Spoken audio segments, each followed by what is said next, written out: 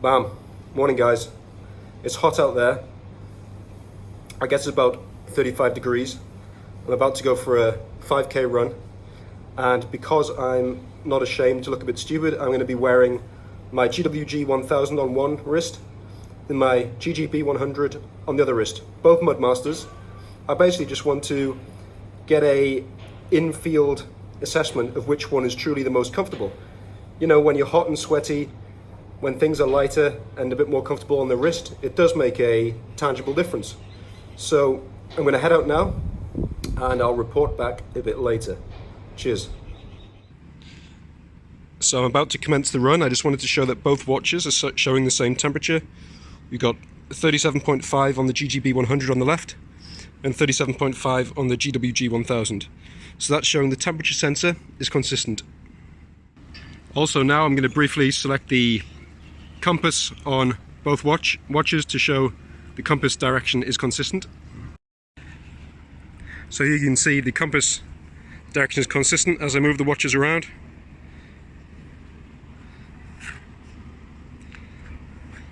They are adjusting as they should. Right, let's get on this run.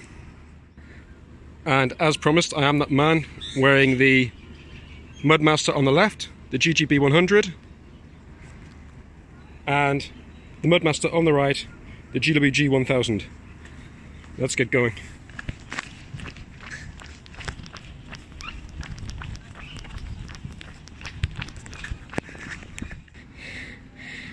Quick breather, guys, 10 minutes in. Just thought I'd show you this little sight. Bunch of fish swimming around. Baby ones over there. Oh, splash. Wonderful. Back on it. Okay guys, we're about 20 minutes into the run, roughly, a bit less. And I'm actually sat in some shade for 2 minutes to do this because, believe it or not, the phone overheats if I don't, particularly when it's filming. Obviously I'm out in the sun, direct sunlight for the entire run. When I can be, because I'm after a little blast of vitamin D, as is seems to be de rigueur right now. Anyway, first thoughts on these two watches a good distance into the run is that without doubt the GG B100 is more comfortable on the wrist. The extra weight and slight more kind of undulations on the side of the bezel for the GWG 1000 means it kind of pulls your wrist slightly as you propel it forward as you run, and doesn't fit quite as snugly as that carbon core backing and lovely strap on this. Guys, we're about 30 minutes, a bit under into the run. I'm absolutely parched. Great though, great to be out. I just wanted to show that the temperature gauge 39.8 on the GG B100 and 40 on the GWG 1000. So just finished up the run, a little under an hour. I'm in an air-conditioned environment now. Thankfully, it's 34.4 degrees according to the watch there, and the GWG saying 34.8 degrees. So I think that's fair to say in all situations they are giving a similar result. A little bit of this. Okay guys, so how did these two watches fare on that rather hot run? Full transparency, as always on this channel, this is actually 2 days later after the run. Once I finished that run, I had to get on some chores for the family, so I didn't end up being able to wrap it there and then. But yes, 2 days on, I did want to make sure I captured my thoughts while they're still fresh in my mind after going on that rather hot run with the GG B100 on my left arm and the GWG 1000 on my right arm. Both, of course, G-Shock Mudmasters. Now, what was really incredible is that you'll have seen with both the compass and the temperature gauge of both of these watches, they both performed identically. Yes, there might have been 0.1 or 0.2 difference on the temperature, but considering this watch I purchased, I think 5 years ago, and this watch I purchased around about a month ago, it's phenomenal to think that the sensors are picking up exactly the same reading. I haven't done any calibration since they came out the factory. I know those readings were correct, both in terms of the bearing and the temperature. And yeah, it's fair to say that is off the, out of the blocks, they've both fared incredibly well in that respect. One might have assumed that the older watch maybe had older technology or wasn't as accurate anymore, but no, they're both doing exactly the same. And just to confirm that, I'm pressing the compass there, and if I move them accordingly, they have to be flat obviously, you'll see the compass shows the same bearing. Sorry if that's not a particularly great angle, but there you go. So that was really impressive for me. Now, running with these watches, I've done many a mile with this on my arm, and I've never had a complaint. Yeah, it's obviously not a light G-Shock. Right now I'm actually wearing the Rangeman. Weight-wise, the Rangeman is lighter than this. Of course, the carbon core of the GWG B100 is significantly lighter. Now, the most notable thing though, less about the weight itself, but more about the actual profile of the watch as it sits on your wrist. So you'll see from this side, from behind, there's more kind of angular elements on the side of the watch here, which when you're running do dig into the wrist a bit more compared to the much more rounded and smooth carbon core design here. Now, also the way that it sits in general on the wrist is more comfortable on the carbon core.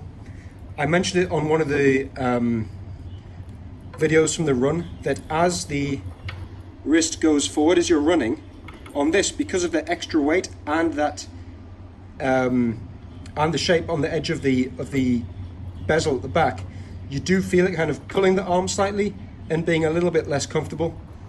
This, however, you barely notice it's on the wrist, so in that respect there's a big advantage there.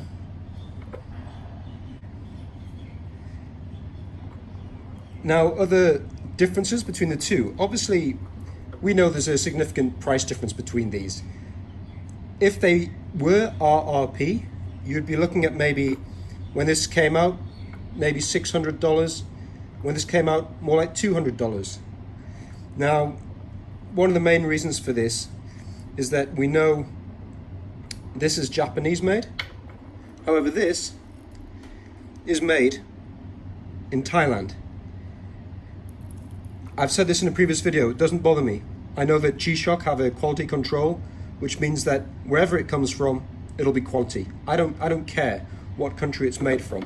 But there is something about the, I think the purists that like the Japanese made watches. I do understand that.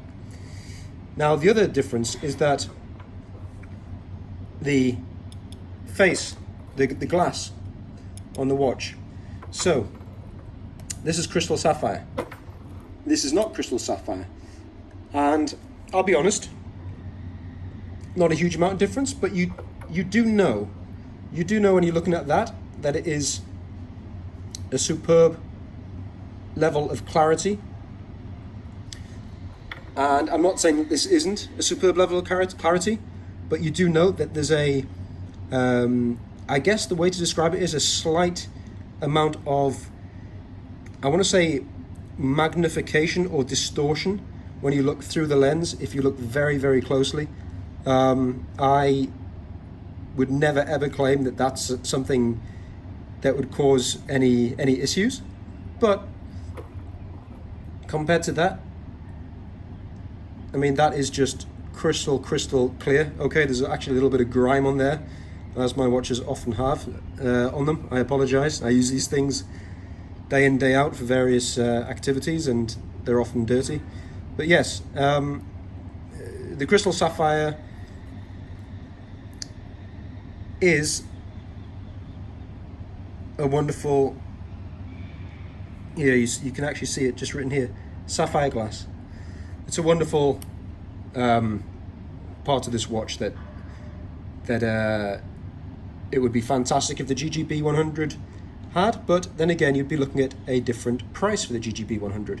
So, you know, you've got to weigh up the options, and I understand why they didn't put that option in that watch. Then of course comes the extra functionalities that this watch has.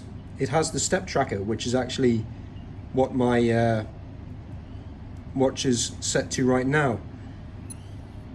Of course the GWG 1000 doesn't have that. It has the barometer, which the GWG 1000 does have, and the temperature. It has the sunrise and sunset, which the GWG 1000 does not have. And then, of course, it also has the ability to link up with your phone via the G-Shock connected app utilizing Bluetooth. I've said it probably 10 times now. I love that app. I love the interface with the newer G-Shock watches and that app, and for me it's always a great addition to have. By no means is it a showstopper if a watch doesn't have that, but if I really want to watch and I find out it's got the Bluetooth capability, it makes me extra happy. So obviously you want to know what's my summary, what's my conclusion from this exercise. First of all, I really enjoyed doing this video. I love doing the videos where I do something practical, where people can see that watches that they either own or potentially are going to buy, how they hold up in real world situations, such as runs in hot environments. My summary is that the natural choice for someone who just likes running and wants something light and comfortable but capable is the GG B100. However, by no means am I saying that the GWG 100 can't also do that. The difference is that this has got extra, let's say extra body armor. It's a real beast. It's heavier, it's more robust, but you buy it knowing that that's the case. If you do obstacle course racing, if you have a very physical job, if you are doing very physical things on a regular basis, this will arguably be the best watch to go for. But yeah, if you're just looking for something light and comfortable, the GG B100 is the obvious choice for me. That being said, there'll be numerous situations where I'd go for the GWG above the GG B100. Generally when I'm camping, if I'm doing something where I know I'll be doing a lot of extra physical handwork, maybe chopping wood, something like that, this will be the watch I go for. It's just unshakable. I'm not saying this can't put up with it, but this one I know will always perform and have no issues.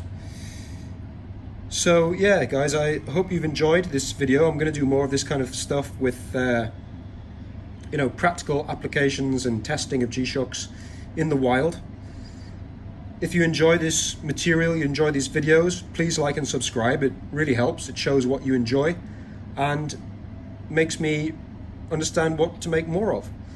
So thanks very much and hope to see you soon.